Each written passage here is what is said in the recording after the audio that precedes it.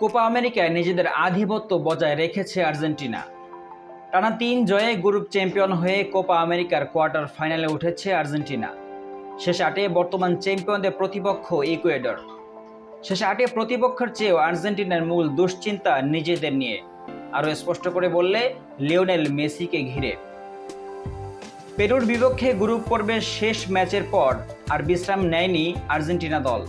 তবে quarter final সামনে রেখে অনুশীলন শুরুর পর আর্জেন্টিনা দলের সবচেয়ে বেশি মনোযোগ থাকবে মেসির ফিটনেসের উপর। আর্জেন্টাইন সংবাদ মাধ্যম টিওয়াইসি স্পোর্টস জানিয়েছে, অনুশীলনে কোচ স্ক্যালোনি সতর্কতার সঙ্গে দলের অবস্থা পর্যবেক্ষণ করবেন।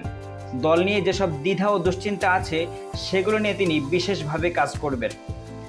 এই মুহূর্তে আর্জেন্টিনা দলের সবচেয়ে বড় দুশ্চিন্তার নাম যে মেসি, তা আলাদা করে না বললেও চলে। গ্রুপ পর্বে চিলির বিপক্ষে দ্বিতীয় ম্যাচে পুরোপুরি ফিট না হয়ে খেলেছেন মেসি।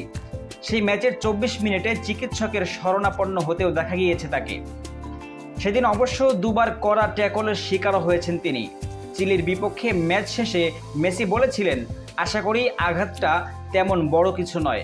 তবে সেই আঘাতই শেষ পর্যন্ত পেরুর বিপক্ষে ম্যাচ থেকে ছিটকে দেয় তাকে। নিয়মরক্ষার ম্যাচ হওয়ায় সে ম্যাচে মেসি অপরিহার্যও ছিলেন না।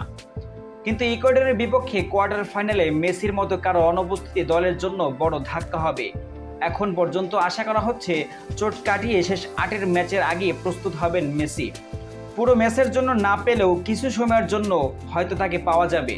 মেসি যদি শেষ পর্যন্ত শুরুর একাদশে না থাকেন, তবে তার জায়গায় আনহেল ডি মারিয়া হয়তো শুরু থেকেই মাঠে থাকবেন।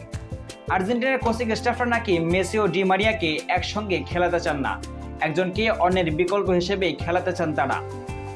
এর আগে মেসির চোট নিয়ে হতাশার কথা বলেছিলেন আর্জেন্টাইন সংবাদ মাধ্যম প্যারাডিজো।